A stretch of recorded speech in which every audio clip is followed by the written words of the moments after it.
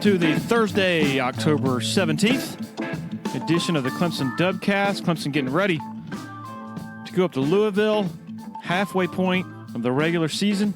Things a bit more at ease this week after Clemson has its yearly, how to put it, its middle finger to the rest of the outside world who thinks this isn't the same old Clemson team that's capable of tearing people apart. Big news this morning is Xavier Thomas suffered a concussion earlier this week at practice, and Dabo Swinney characterizes his status as quote-unquote probably questionable. We'll have more analysis of that later today at TigerIllustrated.com. Also, hot off the press is Paul Strelo's Thursday Insider Notes, clear in the air on a report yesterday about Justin Flowe's whereabouts this weekend, and plenty of other recruiting nuggets from Paul Strelo. Our title sponsor of the Dubcast from way back in the beginning, August of 2018, Parham Smith & Archenhold Law Firm in downtown Greenville. Blake Smith, a good friend of mine, he's been representing plaintiffs in medical negligence and other personal injury cases for over 15 years. Blake serves on the advisory board for the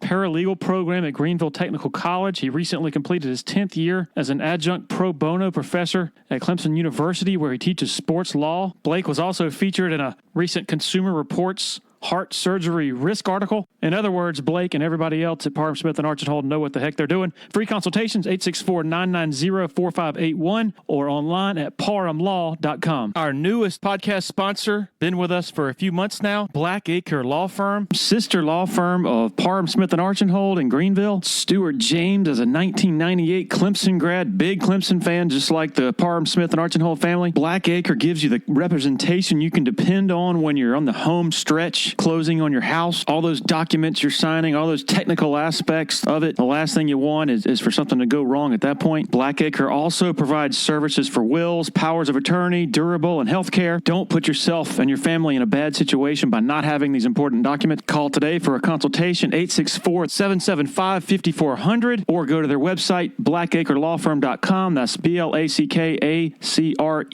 lawfirm.com. Okay, double dipping today with two great guests. First up is Mark Ennis, publisher of the Louisville Rivals site and a prominent radio personality up in Louisville, going to give us a finger on the pulse of the Scott Satterfield regime. Also sort of surveying looking back at the wreckage of the Bobby Petrino mess with when the wheels came off, and some pointed words about Mr. Petrino. And then we're going to shift to Ross Dellenger of Sports Illustrated and just talk some of his recent really outstanding in-depth articles on some Clemson subjects, and also sort of behind the scenes on what it's like to be a long-form feature writer and storyteller. All right, starting with Mark Ennis. Here we go. Enjoy.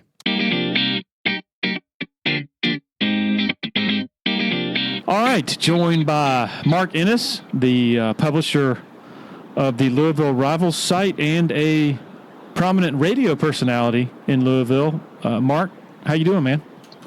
I'm doing well. Larry, we've been doing this for like a long time, either me on yours or yours on mine. I was like the fourth year in a row, something like that. Yeah, well, I think this is the first time on the podcast, but certainly not the first time I think you and I have talked about Clemson Louisville matchups and things like that. But certainly happy to go on your show plenty of times in recent years. What are you up to? I've been busy. In addition to doing the afternoon show here, in May, bought and took over, like you said, Louisville's rival site, cardinalsports.com. So it's been, I've been double dipping it, and it's been a lot of fun. It's been really hard and a learning experience, but I've enjoyed. I wanted a writing outlet again. I kind of missed that from the SB Nation days, and so to have radio and a writing outlet, and in terms of like my day to day, obviously the two of them dovetail quite a bit, so it's not like I had two full-time jobs all the time, but it's been fun to kind of develop both of those outlets at the same time. So it's almost surprising that a lot of my listeners are actually interested in the background and processes of a lot of the media people who write about not just Clemson but also college football and ACC football and all that. So I guess I'll ask you a little more, just, what is it like, even though you have a show from 3 to 6, a radio show, it's not it's not like you're just working 3 hours a day for that, obviously. I mean, Right. to be a good host, you have to do a lot of preparation and things like that. And so now I'm sure this is something you strongly sort of weighed when you were deciding whether to do the Rivals thing and buy the Rivals site. What were your biggest sort of, I guess, concerns going in? Was it just a time management thing? And then sort of with the benefit of some hindsight, what has it been like? I would say going in, yes, I did heavily weigh, exactly if I could really do this and what it would take. But that it's funny because even then it was based on what I knew, and I didn't know everything, right? So it was incomplete as it was, right. My calculations on what I should be doing and how it would be. A couple of biggest things was, one, just like the standing up in a hammock kind of mechanics of covering recruiting. It's just not something that I'd done a ton of. I'd done a little bit with Gator Country back in the day under Derek Tyson when he was still there with them. So I'd learned a little bit of kind of, the etiquette of contacting recruits and their coaches and families and things like that. But, it certainly wasn't anything that I did on a regular basis. And that delicate thing where of developing, to use a capital J journalism school term, source development with coaches and staff and that sort of thing and what they think. I surely hadn't done tons of that. Radio is not really investigative reporting where you would do a lot of that. So I feel like I've had a good relationship with staff and that sort of thing, but to then kind of add this element to it, I haven't really done that. So those things I think were big. And then I needed a team. I didn't want to take this on and have people that and have to do it all by myself. So I had to kind of concurrently pursue buying the site and getting that all put together and get people to sort of agree to jump on with me kind of at the same time. And thankfully, it all sort of fell together very quickly, and it's gone pretty well. So you covered Florida before? Yeah, I grew up in Florida, and I lived in Louisville since 2002, so it's kind of half my life there, half my life here. But yeah, I covered Florida years and years and years ago. So the Spurrier years? Late Spurrier through Zook, Urban Meyer years. Yeah, the earliest Urban Meyer years, I did a little bit of that too, from a distance. Yep. And so what is it like to, every Rivals site, the message board community is a different animal, managing that whole thing, the discourse, the sort of the camaraderie, whatever, the relationship, I guess is the best word that you have with your subscribers. And I've seen some people do it like, the typical, I guess, the traditional newspaper type person who looks down their noses at their readers. And, personally, I mean, these are my customers, and honestly, yeah. It's fun to be in the conversation. How do you view that element, that new element to your sort of professional life? Yeah, it's funny. They are different. The two audiences between radio and the website, they really are different. And I think what makes one really good isn't what makes the other good. Radio is, if you don't have an opinion, it's boring. Mm-hmm. And honestly, the biggest challenge that I've had is just reminding myself to be a little less strident writing stuff down. Like on the radio, I feel like you can kind of be opinionated and you can really sort of throw down what you say and what you think, and people will just sort of listen and take it in, and that's fine. But when you write it down, it sounds different, it seems to land different, and it seems to just carry a lot more weight. And so I think being a little bit more measured in what I say when I'm writing things or when I'm posting on the message board or whatever it is, has been the biggest thing I've had to remind myself of, because the audiences are a little bit different. And just the medium is different, and it really does just seem to land heavier when you say something in writing the exact same way you say it on the radio. It just seems to hit people differently. So that's been the biggest thing, is just letting, I think, the medium itself be different so that I don't sound the same in both places, because it just doesn't work both ways. Yeah. And how do you, introduce yourself to a whole new subset of a fan base that, those being your customers and then potential customers? What was that like? Well, I think that was really the nice part about radio, honestly, is I think it did that for me. Mm-hmm. That when people heard, hey, Mark Ennis is going to take over CardinalSports.com, it wasn't well, who is that? Like, people knew. I've been doing pre- and post-game radio for 8 years. I've been doing this afternoon show every day for 3 years. I think it gave me a lot of credibility and just visibility. Like, people already knew who I was, and I think by and large, respect what we do on the radio. So I don't think I really had a huge introductory appeal. Like, Louisville's is the only thing in Louisville. So people who listen on the radio are the same kind of people. And so, like, they knew who I was, and I think that did a lot of the work for me. And when did you take over the site? We bought the site in May, and I officially became the publisher on August 1st. But we've been functionally doing it since May. Okay, and so I guess obviously you're still learning, what works, what might not, what subscribers like, what they might not like. But so far, have there been any revelations to that effect, like this that you've learned? I would say this: revelations about me and my how hard I've got to work to not always answer everybody. And I think you understand what I mean when I say that. Like, there are going to be times where I think you're just going to know something that it's not really fit for public consumption yet. Yeah, and getting comfortable with letting that ride. I think has been the biggest challenge for me, because it's appropriate. These are people; they have private lives, that sort of thing. But that's been most of those things don't become radio topics, but they are the sort of thing that show up on message boards, no problem. And learning how to, just proper discretion for each medium, I guess, is probably the biggest thing I've learned that I've got to focus on even more.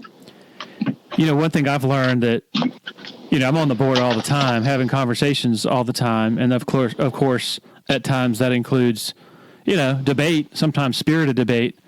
Yeah. And I forget, like, just about all of it, it all sort of runs together. So I don't ever think, okay, this certain handle, I remember when he and I had it out 2 years ago, I just, it doesn't register, probably because of the amount of times that I'm conversing with people. But I've found that the subscribers, they do remember the time, that you argue with them, And so it's that's a different element, something I've had to learn. I try not to take myself too seriously and try to be respectful. But there's also room for enthusiastic debate. But that's a part of it too, I guess. Yeah, and I think you probably know this and would agree with me on this, that recruiting is so unique, really, among sports fans. Recruiting is like, there's nothing like it, and it is so easy for fans to let recruiting become like a very emotional. I always say it like this: like, it sounds, when I deal with folks who, you're covering recruiting and a kid doesn't pick the team that they like. For a lot of folks, recruiting is like a referendum on the team, right? And they really struggle with a kid not liking the same team that they like. Yeah. So, to not be overly preachy to people, but to I don't know, try to educate, like, hey, listen, it makes sense for him to go somewhere else. Like, that's a hard conversation for folks to have. And I think some folks, at least, we deal with this here a little bit, just tell people what they want to hear. And that's a hard thing to compete with in the short term. But I think in the long run, people will respect you when you tell them something else. How do you balance having a radio show? Obviously, you have obligations there to have a good show and an informative show. And, on the other hand, you have subscribers who pay money for information. How do you balance having a good show while not spilling out everything that on Louisville on that show, the stuff that people pay for? Yeah, I think the good news is, like I said, radio is really not for, like, investigative reporting. Like, it's just not the medium for it. And the podcast is a different thing, but like kind of live radio, it's really more for venting and opinion. And so they don't overlap in the place where I'd have to give away the goods too terribly much. But I do try to let them overlap where I think I can. If I develop here's a good example. You develop a relationship with a couple of kids in Florida that are interested in Louisville. They commit to Louisville. You write the article, get it up on the site, and you talk to them like, hey, you want to come on the radio here and let people hear you? And then they'll do it. Things like that. So I think sometimes where it can add an element. But I think, thankfully, the topics that I think make for good premium content don't really resonate terribly well on the radio. And so there's really not a difficulty in trying to balance those two. I was just thinking hypothetical, like let's say, you have some scoop on your site about whether a team related item or a recruiting related, and you're like, hey, come subscribe. Yeah. Come subscribe and you'll reach this and stuff like this. And then if somebody calls on your radio show right after you've broken that story and says, hey, what's going on with this guy? There's, I guess, that challenge of, you want to be sort of surface level, because you don't want to give everything away, but you also want to have a good, a good answer to the question on your radio show. Yeah, it's not easy. With that, and one of the things I try to do is realize that stuff doesn't stay premium for too terribly long. Yeah. And so a lot of times, if we've got something like that, and if I foresee that it'll kind of be that way, like let's just get it out there as early as we can, so that by the time the radio comes on at 3:00, like if we do have to address this, we won't be giving premium members will know, hey, look, you had this for 3, 4, 5 hours, 8 hours before anybody else did. And then we're going to have to address it. And we can kind of do it in a little bit more detail. But typically, I try to use timing, if nothing else, for that. But it's not always easy. Sometimes you do have to choose. Has there yet been, during your 3 to 6 window on the radio, where some big event happens and you're having to do the show while also having to juggle, okay, I got to get this writer to over here to at this press conference or whatever? Has there been anything like that yet? Oh, yeah. Yeah. And Louisville has been, in case if you weren't aware, has been a fountain of news items over the last couple of years. So, yeah, we've had to do that. And that's really just, and this is my corporate background from years working for a couple of large companies here in town, just over communicating with other people, and trying to be anticipatory, just like, look, if something happens, who can go here? Who can do this? I'm hearing this might happen.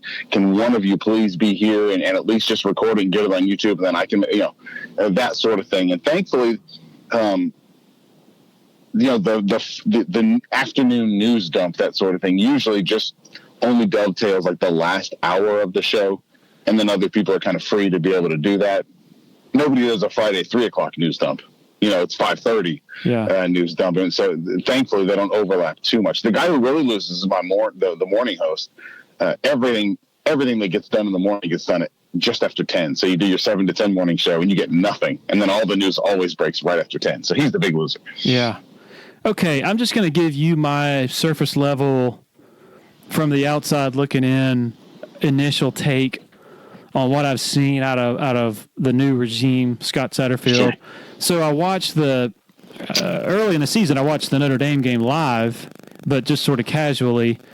And then last week, I guess, I watched the Florida State Louisville game just because I wanted to watch Florida State, but I was paying more attention to Florida State because of they were coming up last Saturday. So the last couple of days, though, I've sat and watched closely the Wake Forest game, the Boston College game, and then just a few minutes ago, the Florida State game again. And I got to say, and I've tweeted about this, when you watch Florida State, there may be 10 times during the course of a game where you're like, man, this team is not very well coached. But it's the opposite with Louisville. Like, there are about 10 times a game where you're like, wow, look at that play design. Or look how hard they're playing. And you say 10 times a game, this team is really well coached. And it's a revelation because I really didn't do a whole lot of studying on Satterfield coming into the season. Obviously knew he was highly regarded at Appalachian State. Yeah. But it's been an instant transformation. Is this the right read on things? Yeah, I think you're exactly right. And I think it really goes to show that the vast majority of the problems a year ago were psychological. They weren't purely like roster problems. Now, there's no question that Bobby certainly left roster problems too. But you don't go from 9 wins, 8 wins, 9 wins, 8 wins to 2 wins and getting annihilated in every one of those 10 losses unless something nosedives psychologically. And that is exactly what happened. He checked out the coaching staff was utterly inferior, and the players knew it, and they checked out too. Basically, after the Florida State game a year ago, so for the last 8 games of the season, Louisville was not there. There was nobody home, and everyone was sort of playing for themselves, trying not to get hurt, just not caring, that sort of thing. And these guys have come in. I think that they've been sincere. I think that they, and I want to make sure I sort of get this across. Like, they really care about guys. They want to do things 180 degrees different than Bobby did. They are big on culture. They freaking love Dabo, Larry. They think Dabo is like the model, and that sort of thing. And they have said that explicitly. I mean, Scott has said that to me more than once, that he views the way Clemson does just the overall culture of player concern and that sort of thing as the model. And it has, I think there was an adjustment period in the spring. A whole bunch of guys left. And I think that I asked Scott, I was like, any of these guys that are leaving, is one of them that you just are like, hey, listen, think twice about this. Are you sure? And he said no. Mm-hmm. He's like, if they want to go. We'll go with the guys we got. And yeah, I think that, but on top of all of that, like the culture stuff and, hey, we care about them. We got these guys in our homes. You heard you read the off-season stories that the players, they remodeled the football facility last season, heading into last season, and the players never found out where any of the coaches' offices were. And that sort of thing, and the undoing of all of that. Like, they've worked really hard to, I think, connect on a personal level, and there's the care and concern and that sort of thing. But they're also really good football coaches, and I think that's what you think you're seeing on the field, and I do too. And it comes out in a million little different ways. Getting Wake Forest with a kind of a phony double punt return guy. Yeah. And they fell for it. Or Florida State with the fake punt when that game was really starting to get out of hand for Louisville, that sort of thing. Recognizing Juwan Passer running the ball would really work against Notre Dame. And for, the 2.5 quarters or so, it really did. It's been a revelation. And one of the things I love about coaching changes, and I don't love much, is seeing the new coaches just kind of identify certain guys. And guys taking advantage of the new staff. And so, like Javian Hawkins, I wasn't sure where he'd even end up, but he's going to be starting running back. He's going to be 1,000-yard back probably this year, things like that. So it's been the sentimental, touchy-feely side has been a big part of what they've done because it was a big part of what was wrong. But they're also really good football coaches too. And I think both sides sort of come out. I remember over the summer, I think it was, Dabo said to a group of us, I think Louisville is probably in the best shape, of all the teams that have new coaches because they actually have some talent. And I remember thinking, what is he talking about?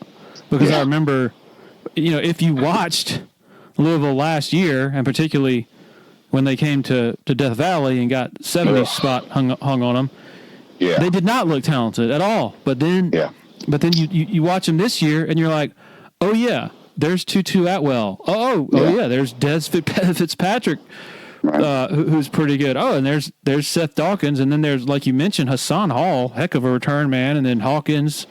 And then those quarterbacks are talented. Cunningham, really explosive runner, and then Conley really proved himself, proved his mettle, and plus his accuracy and running ability against Wake Forest. And so, what were you thinking? I mean, was that something that you were thinking even amid the wreckage of Petrino? Is that, okay, hey, if they get the right coach in here, they do have some talent to work with? Yeah, I thought that they didn't look talented last year. I totally agree with that. And I think that even that was psychological. I think that when you got guys who don't believe their coaches care about them and don't believe their coaches are very good coaches, and Louisville had that last year with assistant coaches. I mean, the players didn't believe in them. They're going to go out there and they're going to look a full step slower.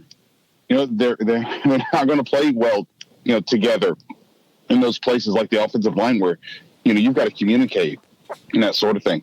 And so I think that even the mental part of this made them look worse than they would be with somebody who got the most out of them. And I think that's kind of what you're seeing is it's a thin team. There's no doubt. I mean, they got 6 linemen, offensive linemen that can play 6, and that's it right now. That sort of thing. And I think they wear out. but they do have talent. I think they had talent in particular at wide receiver, running back, and in the secondary, and they're kind of getting by everywhere else. And that's just, I think that's also a testament to the coaching as well. It's funny, going into last year, Bobby said, like, I think this is the fastest team I've had.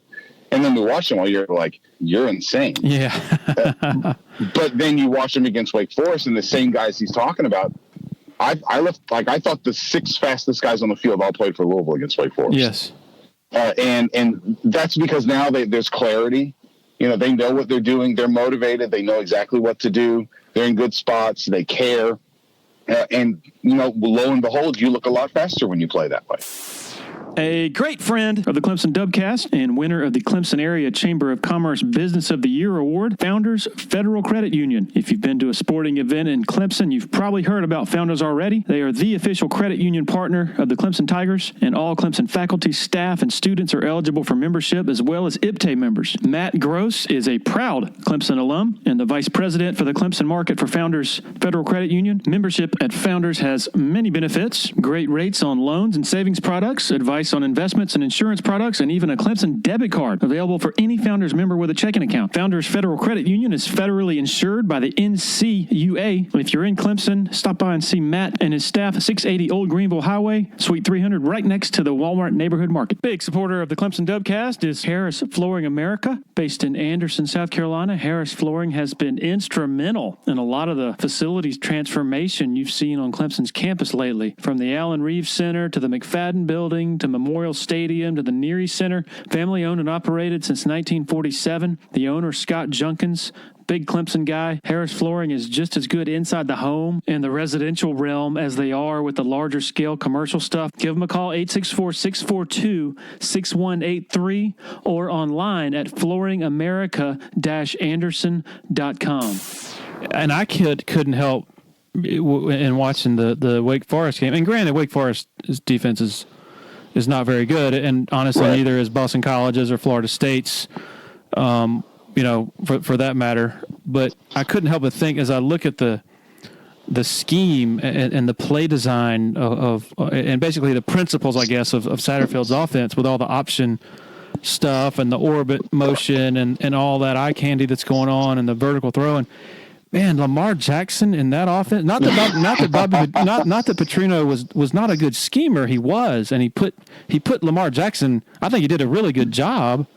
Yeah. But I'm just saying, in that offense they have right now, he would be an absolute terror, and he was already a terror under Petrino. Yeah. He would be more so. Do you agree with that?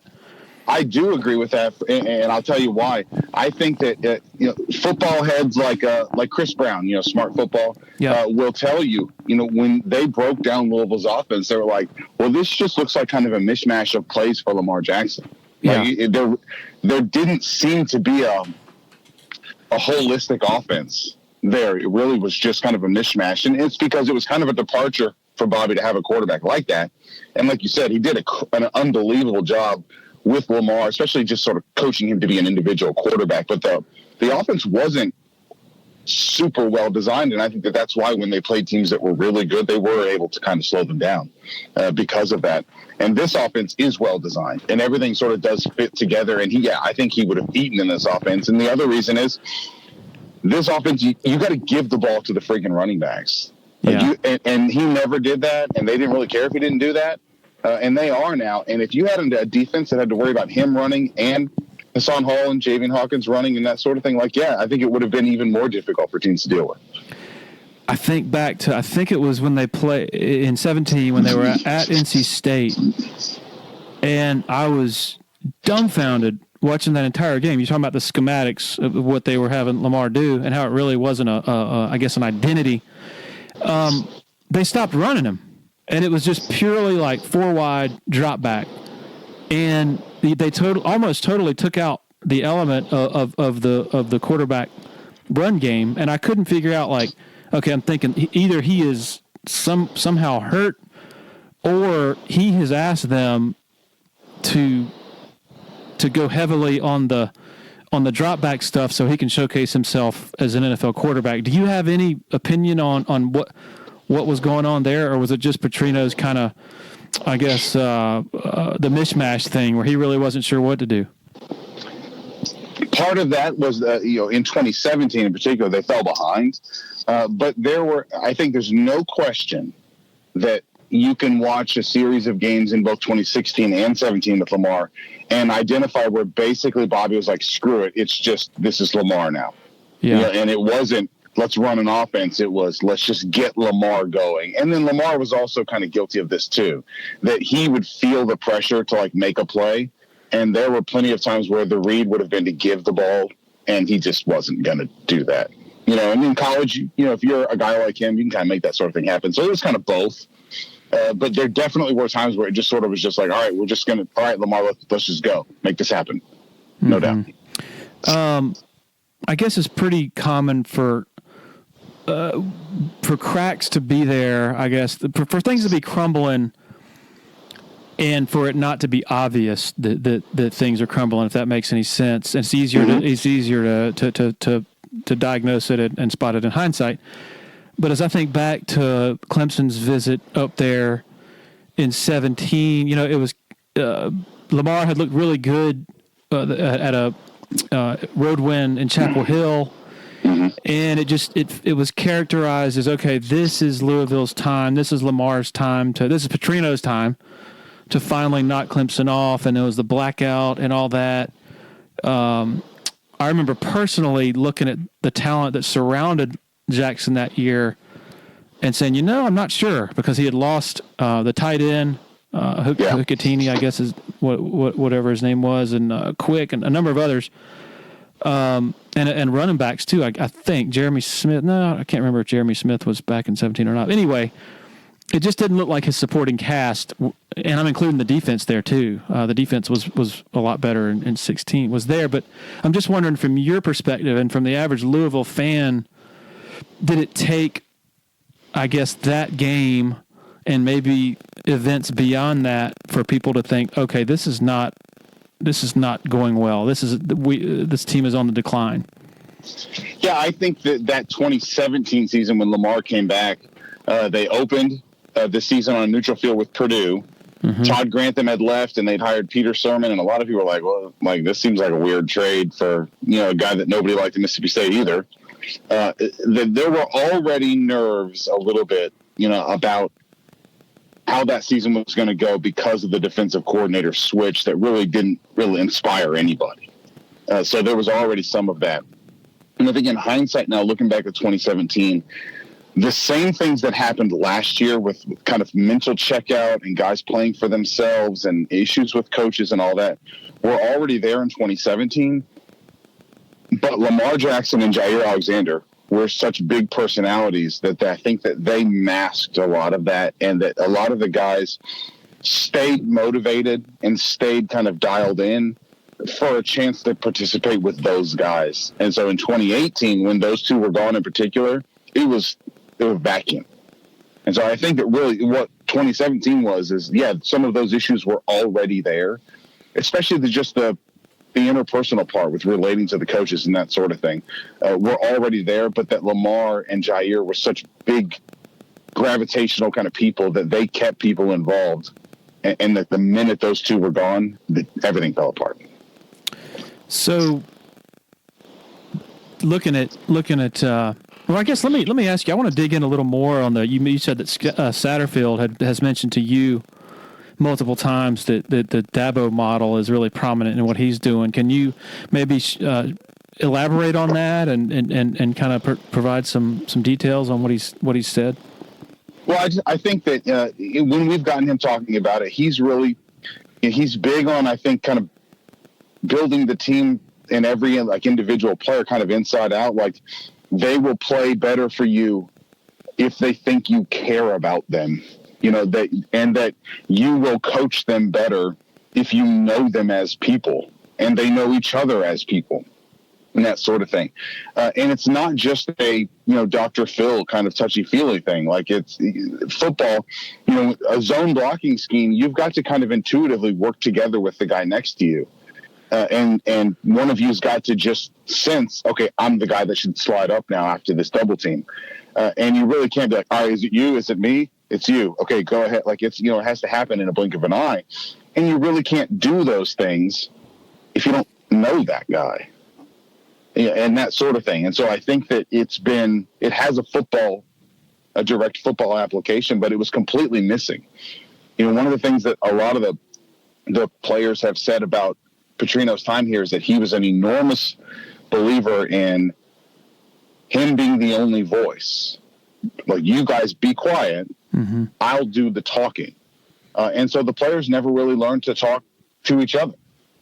And so, like, there was no real player leadership, and there was no real player leadership expectation. You just sort of follow instructions. And so the guys don't even know each other. And it was 85 individuals relating to the head coach, and that's it. And Satterfield is the complete opposite of that. And he's mentioned and talked about Dabo as like, these guys have to know you, and they have to relate to you and believe that you care about them as people, and that will make them play better for you, make you better at coaching them, motivating them, getting buy-in, that sort of thing. And he's talked about in particular about the way Clemson just plays a lot of guys. And that's not really an option for Louisville this year, but it's the goal. And I think the way that it keeps guys bought in throughout the season, knowing that, hey, there's a chance like I can play like right now. I think Clemson played like 100 guys against Louisville last year. Yeah, probably. Like that sort of thing is good for morale, and it keeps guys bought in. And he talks about, for the guys that are redshirting but can play a little bit, like they have in-season goals. Like, you got to get to this weight, this sort of thing, and you'll play your 4 games. You'll be out there, and they track them, and it's like a developmental team and that sort of thing, and all of that correlates to stuff that Dabo does. What was Petrino like to cover? Did you have a relationship with him? No, God, no. Did anybody who covered him? No. Here, you want? Well, the answer is no. And the best example or the best illustration of that I can give you is not even all of the assistant coaches had Bobby's phone number. What? Right? That's crazy. Yeah. So Bobby had a director of football ops guy that was like his henchman, and you went through him.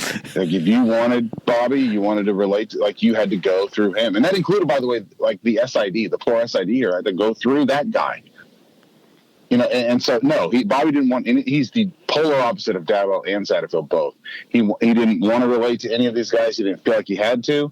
And you know what? They went 2-10. Like, that's how you get a team that does that. I mean, I've had people who know Nick Saban, really well, like national media folks who say that, privately, Nick is a good guy. He's just different. And so there's a little bit of a misconception there that the public persona, doesn't fully encapsulate who Nick Saban is. But it sounds like the public perception of Petrino 100% encapsulates what he's all about. No, I think that there is a misperception about Bobby. He's much worse than people think. Like, that's what I would say. He is he's a bad person, and he never. I didn't like him coming back here. I would defend him if I thought that people took like pot shots, but I didn't like the idea of rehiring him. It felt like a desperate move, and I felt like Louisville was better than that when they brought him back, and I took a lot of heat for that, and that's fine. I don't care. In the end, I was right, and I'm not going to stop saying that. But he's a bad person. And when you hire him, what you're saying is winning is the only thing that matters. Absolutely the only thing that matters. And that doesn't allow for any like human interest or anything in between at all. And so for Bobby, like, you bring him in and he's a complete jerk all the time to everybody. And if he doesn't win and win a lot and win in amazing ways, he's absolutely not worth having. And he retreats, which is what he did last year. And, last year, the staff didn't even meet to, like, recruit. I remember knowing, and I said this at the time, anyway, I remember a year ago on the bye week for Louisville, like, the coaches didn't go recruit anywhere on the bye week. Wow. And, yeah, you run a rival site, right? That you have to. It's the week you get to go out during the season, and they didn't go anywhere. And I remember kind of calling attention to it, like, these guys, they've quit. They knew, and like that's how Bobby was. So no, he was much, much worse. Here, I'll tell you a funny story, Larry, about just sort of how oblivious to people he was. I interviewed him for the radio station at ACC football kickoff. A week later, Louisville had like one of its big recruiting camps. I'm standing there as they're doing the remodel of the north end zone of the stadium. I'm standing there, and a sprinkler like exploded while I'm standing there. And he walks up to me and tells me to call somebody to get that fixed because he thinks I work for the team that's doing the remodeling. And I had just interviewed him 7 days prior. So I don't miss him. Good things happened while he was here with Lamar and that sort of thing, but he's an embarrassment. And I'd be shocked if he's ever a coach anywhere else. Well, it's interesting. A lot of times if a guy's just a terrible person or even just a jerk, it's going to come out like in his press conferences. And I remember, I've watched a number of his press conferences over the years, and he comes across as, not the nicest, he's not Dabo, but he comes across as cordial, somewhat cordial in the press conferences where it's not the outbursts where, he's yelling at reporters or anything. So was that just something that he just deduced that he had to just tolerate it and smile for the cameras or something like that? Yeah, I think that he was highly self-controlled in press conferences. But even then, like, it would sneak out every once in a while. Poor Mike Finn on the ACC Coaches Teleconference. Oh, yeah, forgot about that. Nobody asked Bobby a question, so Mike tried to ask him a question. He's like, "Mike, we don't have to do this." Stuff like that. Like it still would slide out and slip out every once in a while. But yeah, I think he knew I'll just grit through these. And if you go back and look, he didn't say anything in any of those press conferences. He said nothing. Right. So I'll never forget the morning after the Clemson-Louisville game in 2017 when Clemson just took him to the woodshed. I was at a hotel downtown, got up really early to do some work at like 7 o'clock. So I go down to the breakfast buffet, and I'm sitting there trying to guzzle coffee to wake up, and I look, and literally 50 feet away, over near the breakfast bar, is Bobby Petrino standing there talking to some people. And on top of that, like smiling and laughing.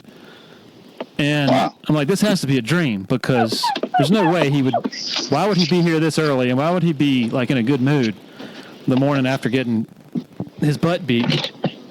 Well, I walk over there, and in addition to getting my picture taken with him, as he's smiling, I realize he's there with recruits and their families. So that explained everything. He can, I guess, hide all of his tendencies for a little bit after a loss like that, if it means visiting with recruits. So that was pretty surreal. No, I can imagine. What's the quarterback situation right now? Like Cunningham, I guess it was at Boston College, kind of a cheap shot is what caused the initial injury, and it's been sort of aggravated since then. Is that right? Yeah, and he got popped really hard, like right on the knee against Wake Forest. And it was a scary play, flipped over, got popped right on the knee that had the brace on, and then was flipped and landed on his head. Yeah. But Satterfield said yesterday that he could have gone back in the game against Wake Forest if they needed him to, but that they kind of liked, how things were going with Conley, and they just figured they'd take it easy. I suspect he was back out of practice yesterday. I suspect Cunningham will start the game, and I would be prepared to again see both of them. I think Cunningham is, he's one of those guys that, like a really little dog that's like super aggressive. Like, like, hey, buddy, you're a palm. Chill out. That's Cunningham. He's an aggressive runner, doesn't like to slide, and he gets hurt. Mm. And so I would suspect that he could die against Clemson. But I would be prepared to see both quarterbacks. But I'd be shocked if it wasn't him starting. Okay. Yeah. The biggest concern clearly has to be the other side of the ball, right? Yeah, there's no question that Louisville doesn't have a great front seven. I think the secondary is all right. I think they don't have a great front seven, And any team that really wants to push the pace, Louisville, I think, has just withered because they're playing, maybe 20, 23 guys on defense, and they do their best to rotate guys and that sort of thing. But the Wake Forest game is a really good example of kind of what happens. Louisville will sort of max out. You'll get a pretty solid defensive effort. They forced some turnovers. They did okay, but they scored fast, and then Wake Forest just piled up plays, and I think the defense just kind of withered in the fourth quarter. And it doesn't help then. I think that Clemson's a lot better offensively at just sort of physically imposing themselves. Wake Forest, it's a lot of misdirection and smoke and mirrors. Clemson, I think, can impose themselves a little bit. So, yeah, the biggest fear for me in this game is obviously how will they slow down what Clemson does offensively, because they can do everything. Is the feeling right now, based on the positive returns recently, that, okay, I guess the common sentiment up there that, okay, we can now hang with just about everybody we play, but take Clemson out of that equation, we're probably going to lose handily to them, but there's a lot of optimism about the rest of the schedule? Yeah, I think that's fair. I think that, we take calls, Monday and Tuesday after Wake Forest, and most everyone is like, hey, every other game on the schedule except Clemson is some version of a coin flip, especially given the way Virginia looked against Miami. Hey, these are games that Louisville has a chance. If they do the same things they've done in these other games, they can win. And with Clemson, I think the only optimistic thing that people are holding on to is that there has been at least one game every year where Clemson just sort of seems to mail it in. The question is, I guess, was North Carolina that game? Right. Dorian Etheridge out for the first half. That seems like kind of a big deal. It is, and especially against the run. I think Dorian Etheridge is not great as a zone pass defender, but against the run and just in terms of the calls and leadership and that sort of thing, it's kind of a big deal for Louisville. And I wouldn't be surprised to see Clemson. If I was Clemson, I would air it out. Yeah, and I would air it out in the middle of the field. I think the biggest struggle Louisville's had this year is both middle linebackers are not great. Pass defenders, and teams that RPO to death, and teams that have a tight end and guys that can work the middle. The linebackers just aren't that great at it, and I think that Notre Dame did that. I think that Wake Forest did a lot of that, and Clemson is capable of that too. And I wouldn't be surprised to see, especially with Dorian Etheridge not out there, for that to be a heavy part of the game plan. Also, it looked like Wake Forest against those smaller corners, 5'11" and 5'10", they really. And they play man coverage a lot. It seemed like Wake took a lot of shots trying to use their size advantage on those 50-50 balls and had a lot of success there. Yeah, and Surratt is really good. He's a big, strong wide receiver, and especially in the red zone, they did that as well. And Louisville's they're limited in that area. I think they. By and large, for instance, Chandler Jones got beat a couple times, but PFF was he graded out pretty well. It's just that Wake would win, sort of one-on-one, and Clemson's obviously got guys that can do that too. Mark Ennis, man, very generous with your time. I know you're really busy. Great job with the new site and everything else, and I really appreciate all your insight and great stories about Sir Petrino. Oh, anytime, buddy. Larry, anytime, man. Thanks. Thank you.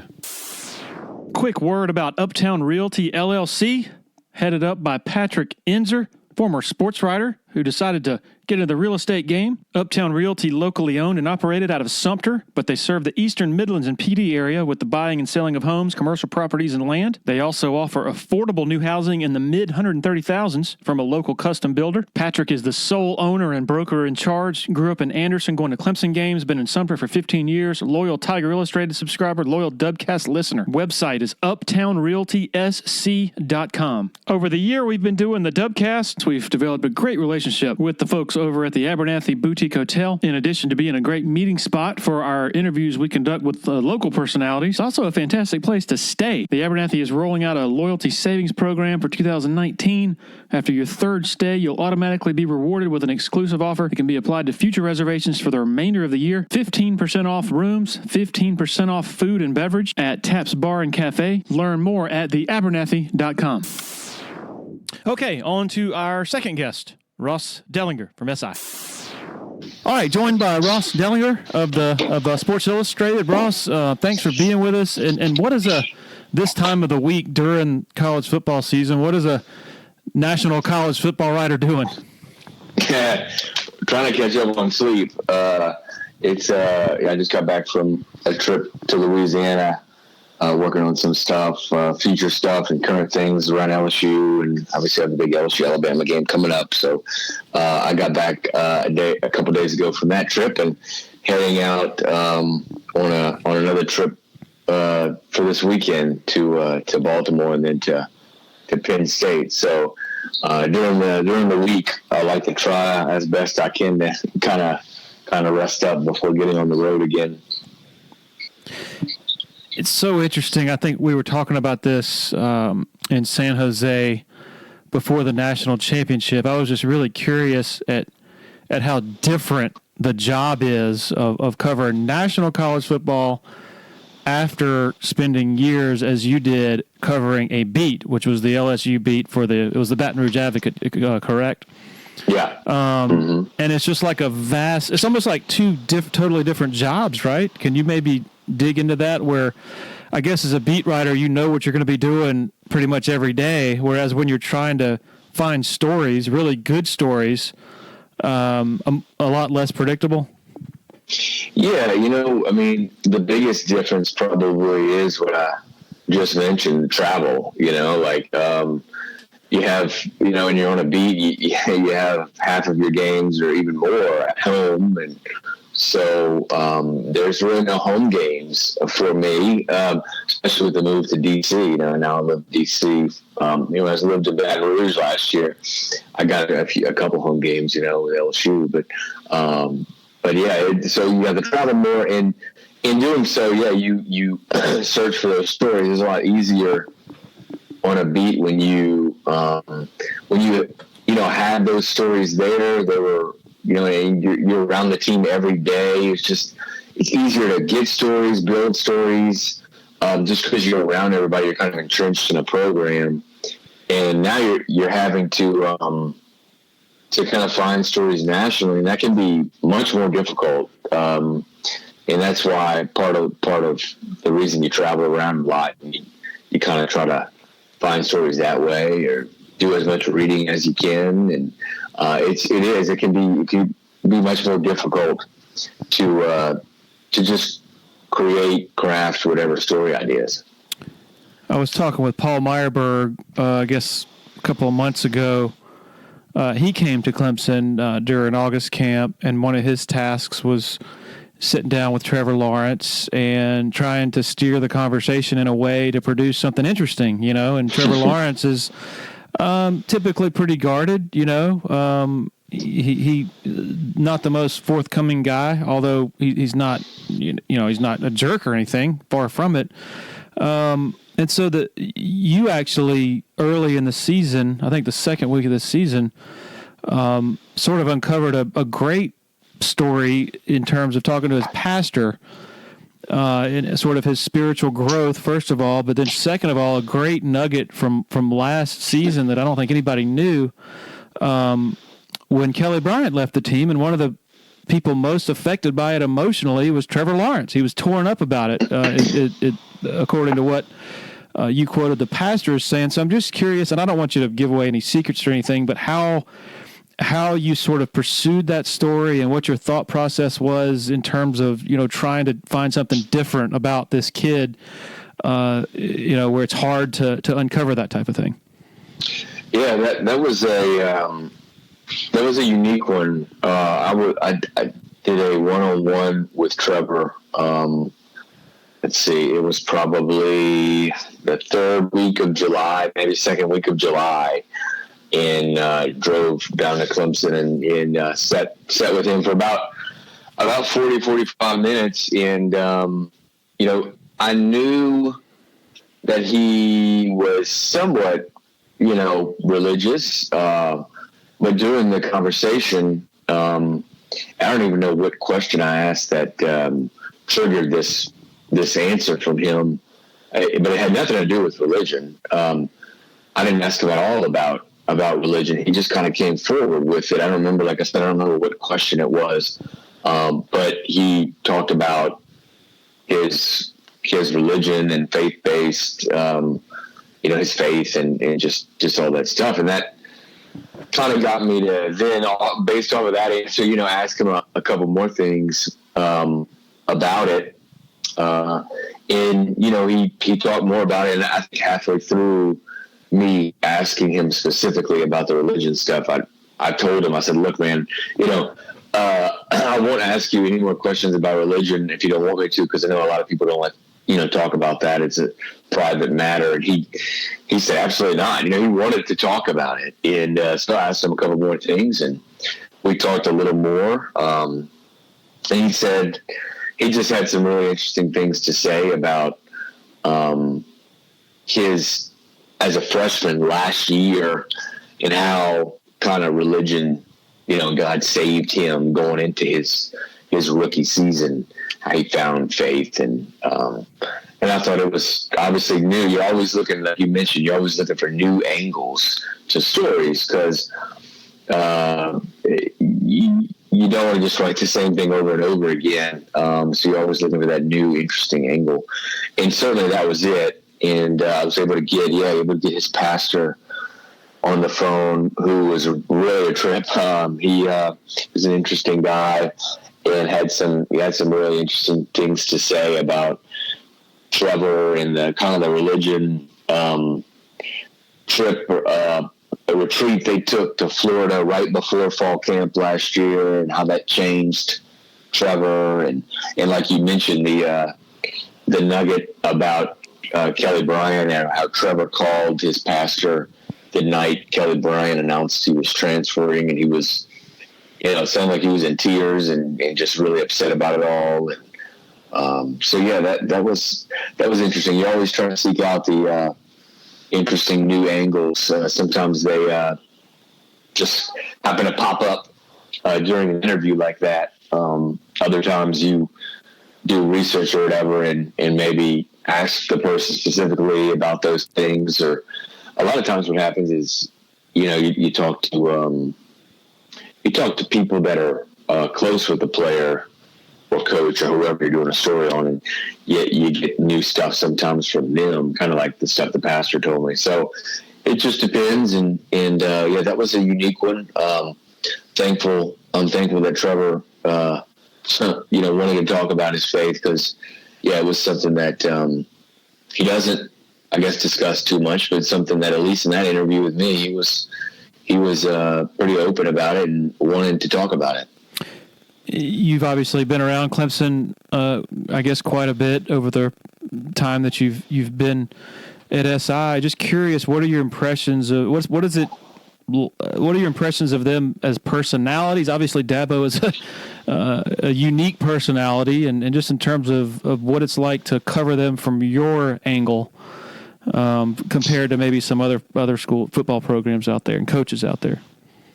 Well, it's weird. I'm at SI for a year and a half, and I've not met Dabo. Every time I got sat down with him, every time that there was an opportunity, he was gone. I think when I came in July with Trevor and Larry, you'll know the name of this thing they do, but the coaching staff goes like off campus or something and has some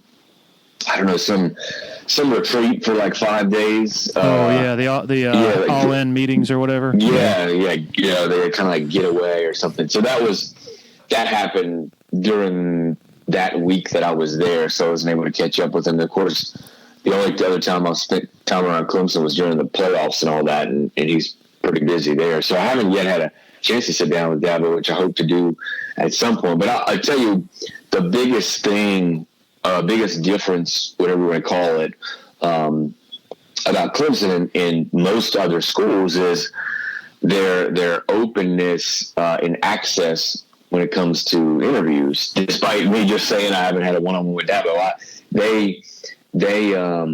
they're pretty open, especially for a program that's so successful.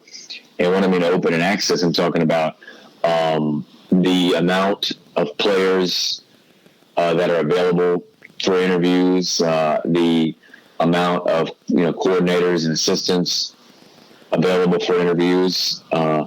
Those things that and the time you get with them, it seems like not just from a national perspective, but locally. When I was there covering a couple games, I noticed it's just different. It's a little open, a little more open, a little longer time for interviews and things like that. And most schools in the SEC don't allow you to talk to assistants at all. Some of them it's just every now and then, and Clemson seems to make them available after every game and pretty regularly, during the season. And so that's probably the one thing that really kind of sticks out. I would say the other thing is what we just discussed, religion. It's something there that is a little more prominent than other places. And I don't want to compare these two coaches. I don't want to compare necessarily these two schools.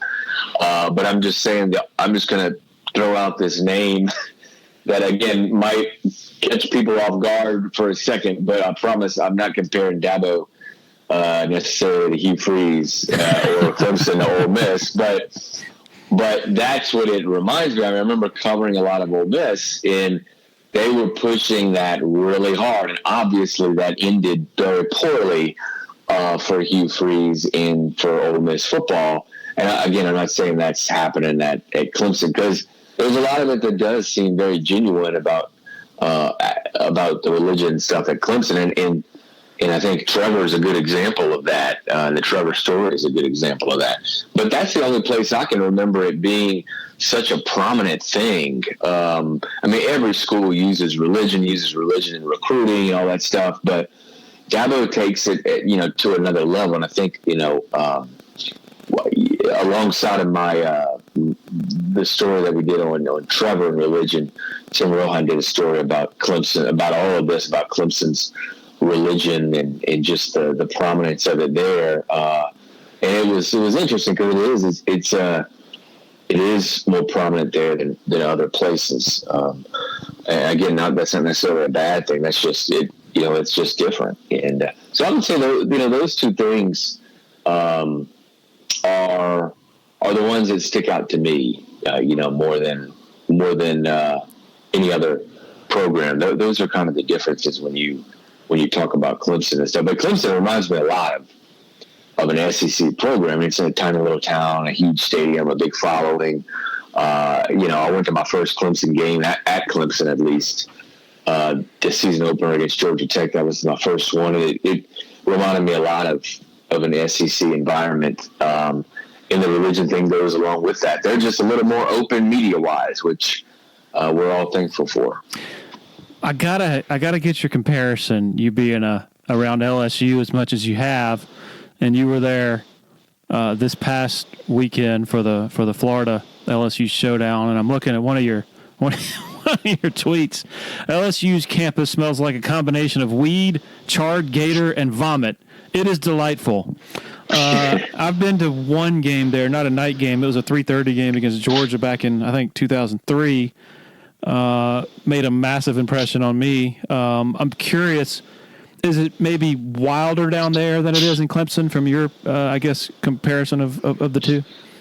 Well, it's wilder at LSU than it is anywhere that I've experienced. Just the game day antics and tailgating scene and just atmosphere in general. It's wilder down there than anywhere I've ever been. The closest I could probably compare it to, I would say that, Florida's fan base and LSU's fan base aren't that different. I would think the night game in the Swamp maybe not be as loud as Tiger Stadium, but it's similar as far as how wild it can get and crazy. I think it's probably similar there.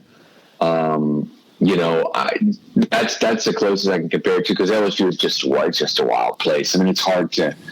It really is. It's hard to compare to anywhere else. They can get pretty crazy, and obviously a night game. The 03 Georgia game you're talking about.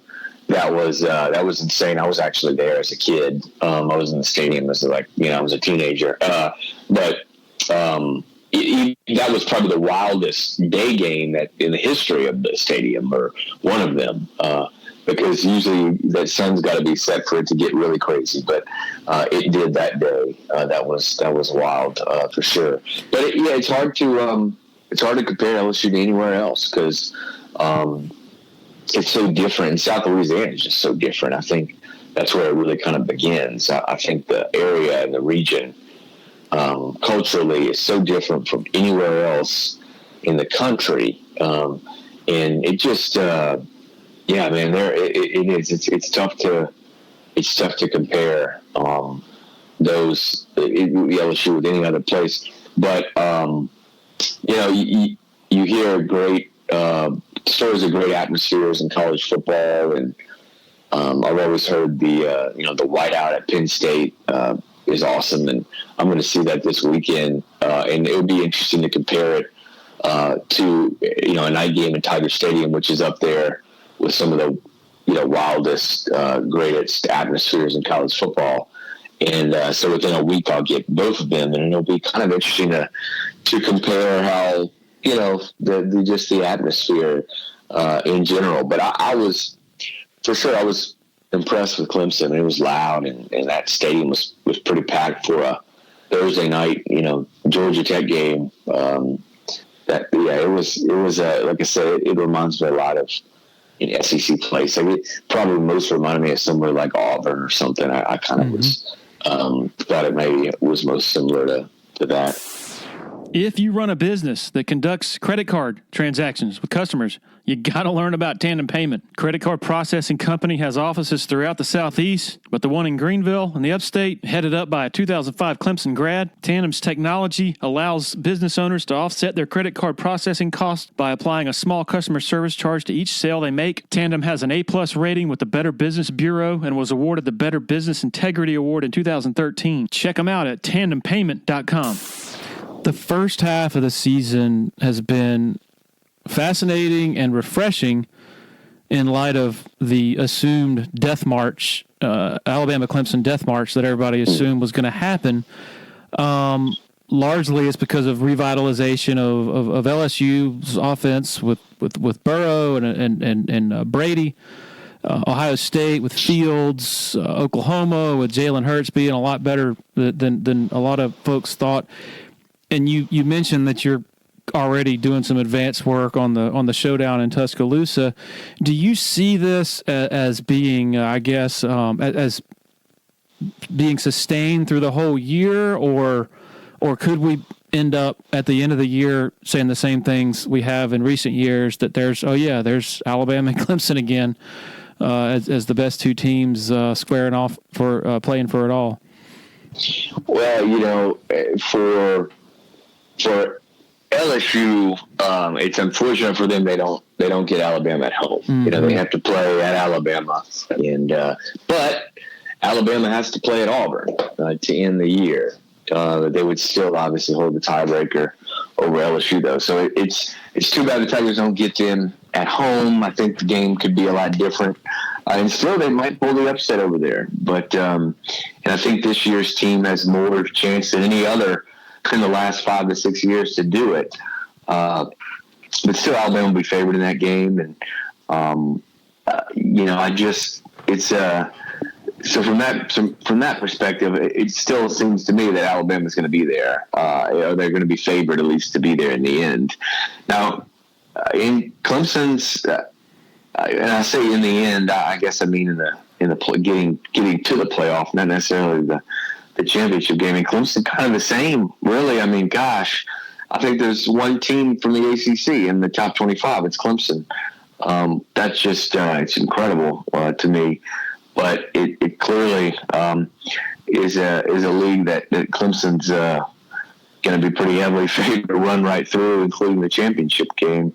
So it just seems like they're both bound still for the playoff. Now, once they get in there, it's interesting because I think Ohio State and Oklahoma have both looked capable of beating them, and it wouldn't surprise me at all if one of those teams or both of those teams are not in the championship game. If it's OU versus Ohio State or something, that wouldn't really surprise me, because both of those teams not only have done well offensively, but have looked better than they have in years defensively, and that's kind of really the thing that's held them back recently. So, it still feels like Alabama and Clemson are going to be in the playoffs. I even think Alabama could get there, even if they slip up and lose, at Auburn or something, or maybe even to LSU if LSU drops a game, or even if they don't, if they're 11-1, we've seen that happen before. So it feels to me they're going to be there, both of them. It's just, can they advance? Can they win that first round, semifinal game? It would be interesting if they end up matched up in that first round semifinal. I don't necessarily see that from happening, but who knows? Because but this year it just seems like Ohio State and Oklahoma, those two programs will really give them a run in the playoff. And then if LSU at 11-1 or something, which that's a possibility too that we hadn't talked about. If LSU is if they only losses to Alabama and Alabama runs the table and gets in, it's Clemson or Alabama the 1 seed, say, and Clemson the 2 seed at 13-0, both of them. And you got those other two spots. If Ohio State or Oklahoma slip up, I think you could see LSU squeezing in with one loss as the 4 seed. I think that's possible. Of course, you have a bunch of the other undefeateds, Wisconsin and Penn State, all that. But all that will get kind of sorted out because they all have to play Ohio State. So, but yeah, for sure this year, though it feels to me like Alabama and Clemson are still going to make the playoff, winning that first playoff game seems harder for them than we maybe all thought it would be with some of the LSUs and Ohio States and Oklahomas coming around.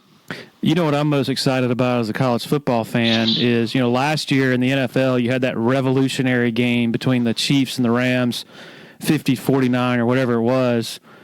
And a lot of people thought that was going to happen between Bama and Clemson, but it took an extraordinary event of Christian Wilkins, Cleveland Farrell, and Austin Bryant coming back for their final seasons, which that almost never happens, to sort of shut down that Alabama offense in the red zone. Well, those guys are gone, and not only is Clemson's defense different, but Alabama's defense, not a vintage Alabama defense. LSU is porous on the defensive side of the ball.